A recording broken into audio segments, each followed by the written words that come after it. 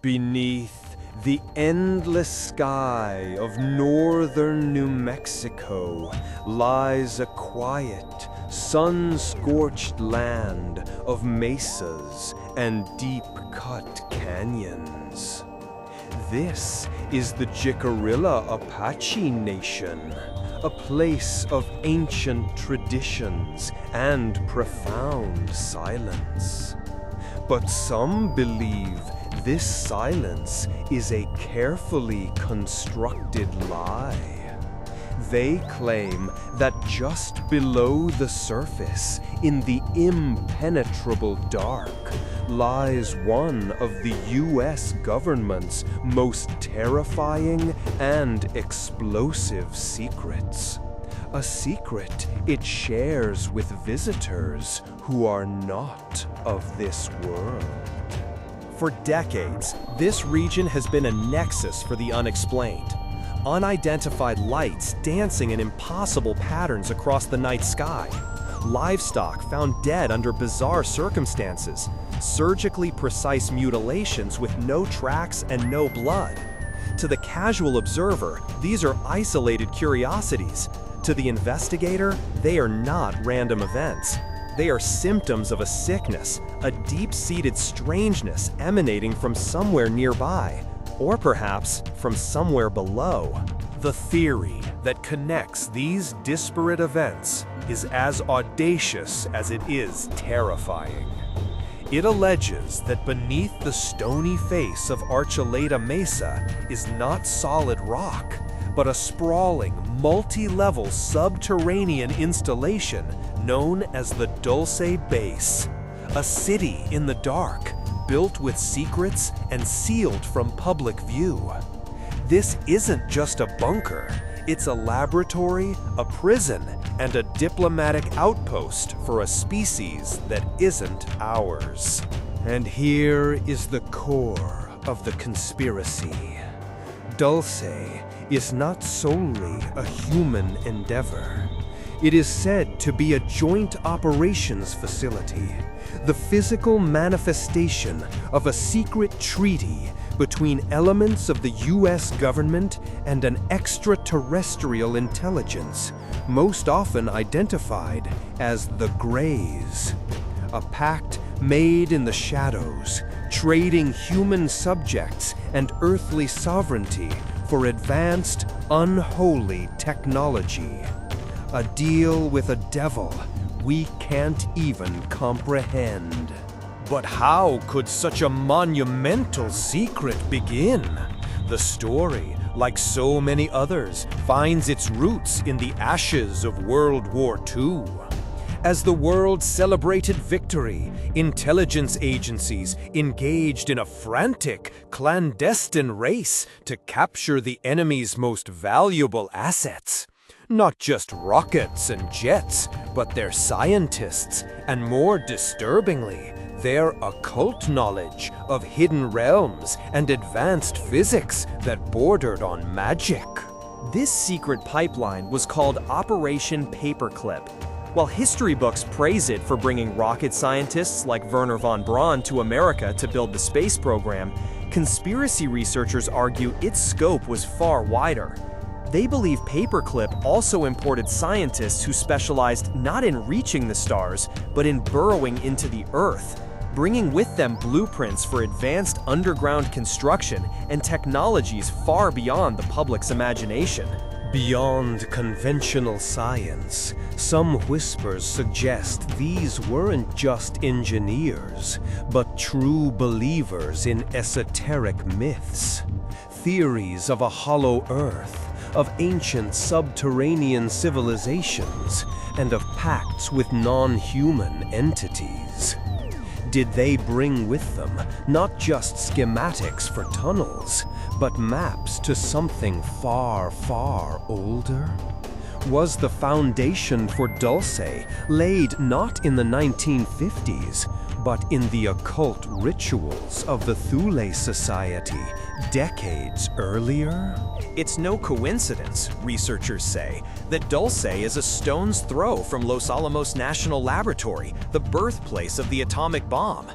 The suggestion is chilling. The same military-industrial complex that split the atom and unleashed godlike power upon the world did not simply stop there. They turned their focus from the sky to the earth, from weapons of mass destruction to secrets of mass manipulation hidden from sight. This raises the ultimate question of its origin.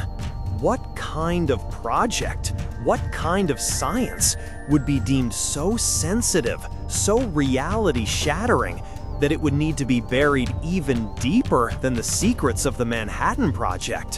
What discovery could be so dangerous that it required a fortress 7 stories deep in the earth, guarded by men and things that answer to no public authority? Whistleblowers and insiders have painted a terrifyingly detailed picture of the base's structure. An immense complex between 8 and 13 levels deep, each with a specific and increasingly horrifying function. Level 1, security and communications. Level 2, housing for staff. But the deeper you go, the darker it gets. Level 6 is known only as Nightmare Hall, a private zoo of genetic mistakes and failed experiments. Broaden the scope of the conspiracy from one base to a whole network. It's described as a central hub in a continent-spanning subterranean transportation system.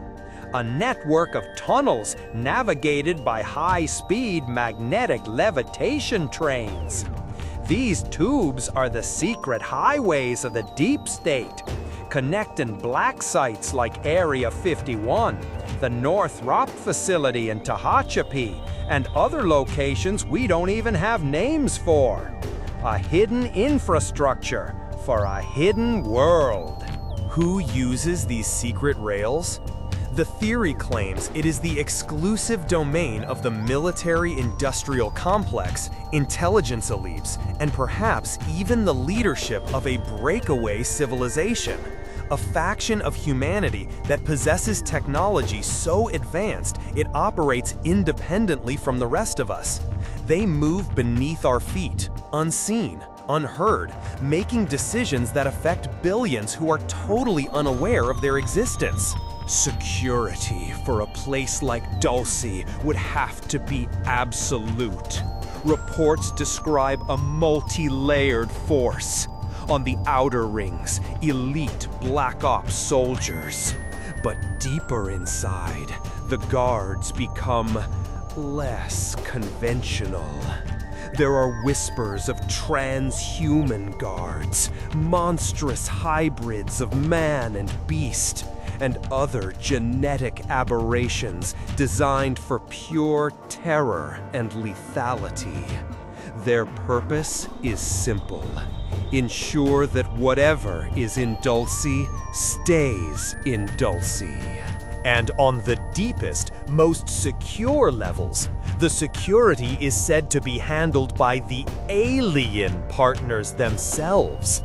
Tall, silent greys patrol the halls, their very presence a form of psychic intimidation. They are not merely guests or researchers, they are the wardens of this underground prison. Their authority is absolute, their methods inscrutable, and their motives entirely their own. This is their domain, and humans are there only by their permission.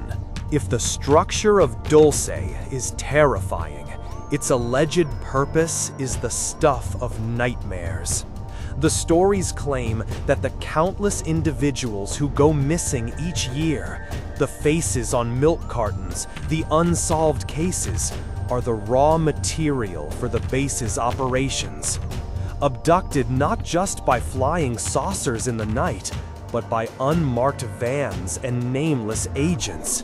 People taken from their lives to become lab rats in an unholy experiment. What happens to these people? According to the lore, they are taken to the lower levels, particularly the infamous Nightmare Hall. Here, they become subjects in a vast program of genetic experimentation, DNA manipulation, cybernetic augmentation, cloning, and worse.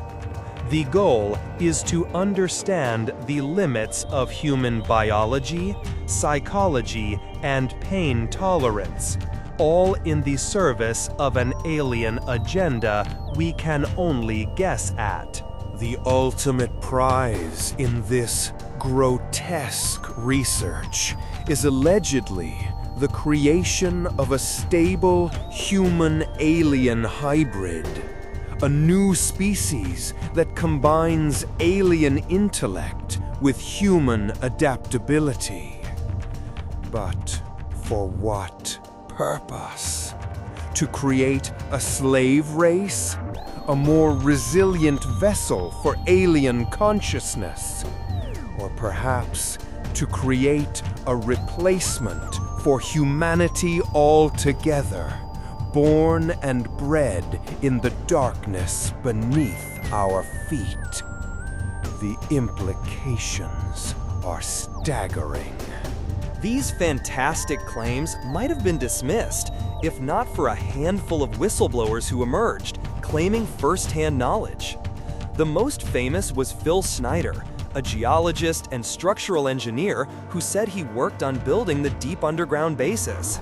He was a haunted man, a man who claimed to have seen the truth and paid a terrible price for it, bearing scars both physical and psychic. Schneider's most shocking story was of a battle that took place in 1979. While drilling a new tunnel, his team accidentally broke into a large, pre-existing alien cavern deep within the base. A firefight erupted between the human workers, the Delta Force soldiers accompanying them, and the tall, gray aliens who inhabited the cavern. Schneider claimed he was one of only 3 survivors, hit by a particle beam weapon that gave him cancer. To back up his incredible stories, Schneider would show audiences what he claimed was physical evidence from his time in the Black Projects.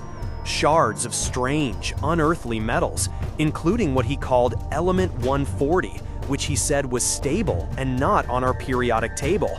He presented these artifacts as tangible proof, fragments of a world hidden from us, fragments for which he claimed he was being hunted. Schneider's story of a firefight also implies something else: resistance. The idea that not all humans in these facilities are willing participants or helpless victims.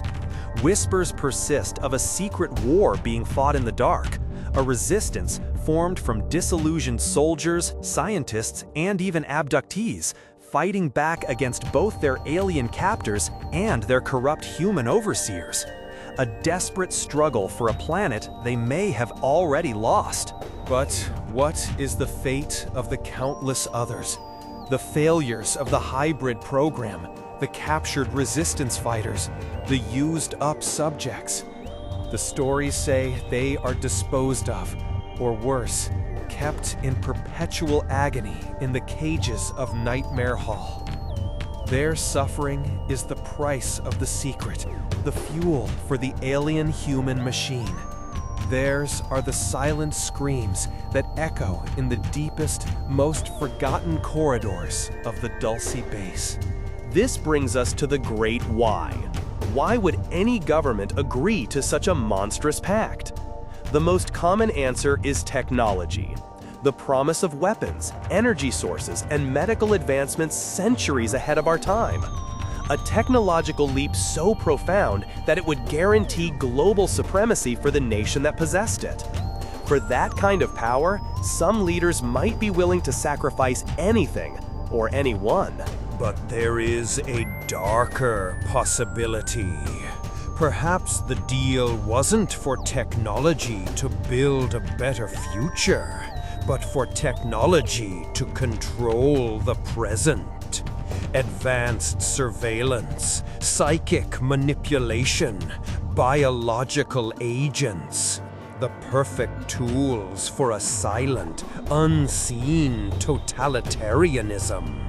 The goal might not have been to win the Cold War, but to end the very concept of individual freedom, creating a perfectly managed, perfectly docile global population. How do you hide a secret as big as Dulce? You create a fog of disinformation. You leak conflicting stories, promote outlandish hoaxes, and flood the zone with so much noise that the truth, even if it screams, becomes just another voice in the cacophony. The goal is not to convince people that nothing is happening, but to make it impossible for them to figure out what is actually real. Perhaps the most effective weapon in this cover-up is ridicule. By associating the subject with tinfoil hats and little green men, the establishment ensures that any serious investigation is dead on arrival.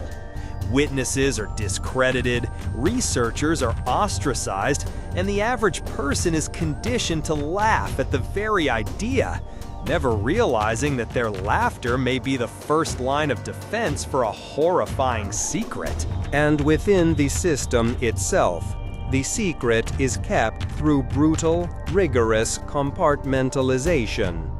The guard on level 2 knows nothing of the experiments on level 6.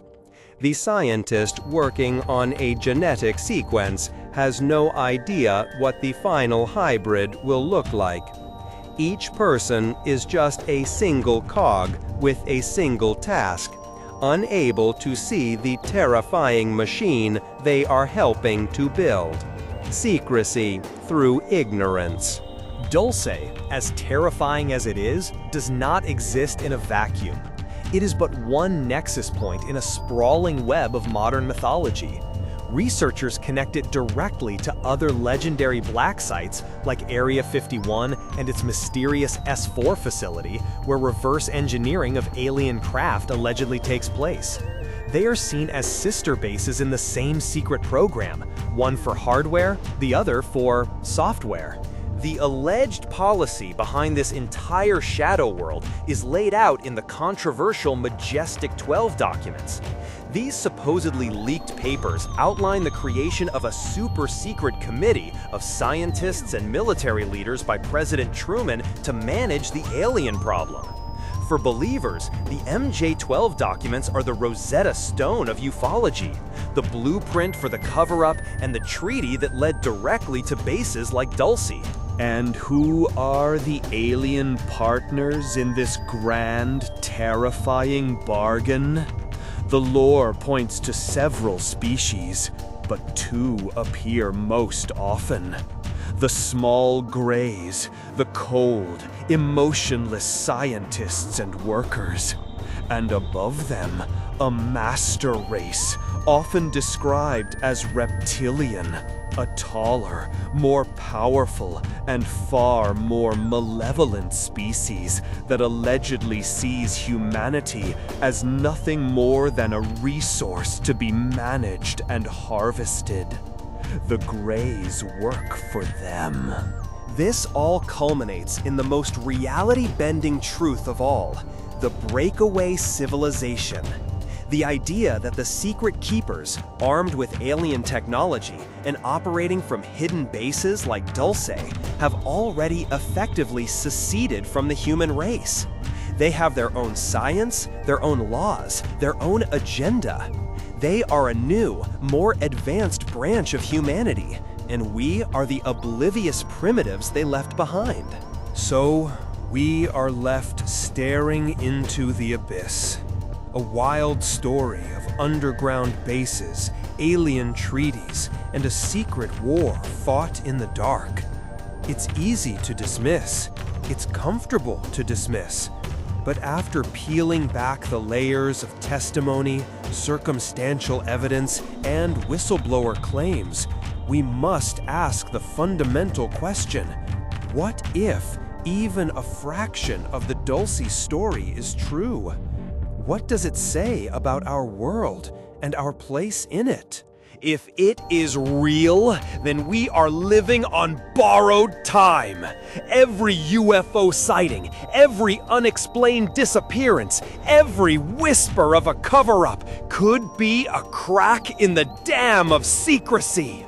A sign that the veil between our mundane reality and their hidden world is growing thinner every day.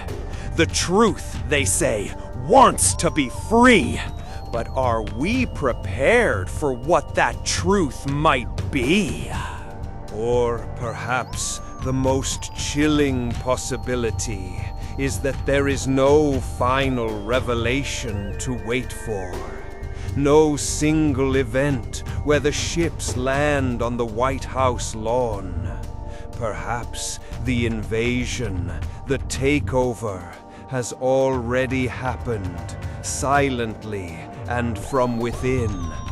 The war for control of planet Earth may have already been fought and lost in the dark tunnels beneath our feet, and we are simply the oblivious survivors, living in a world that is no longer our own.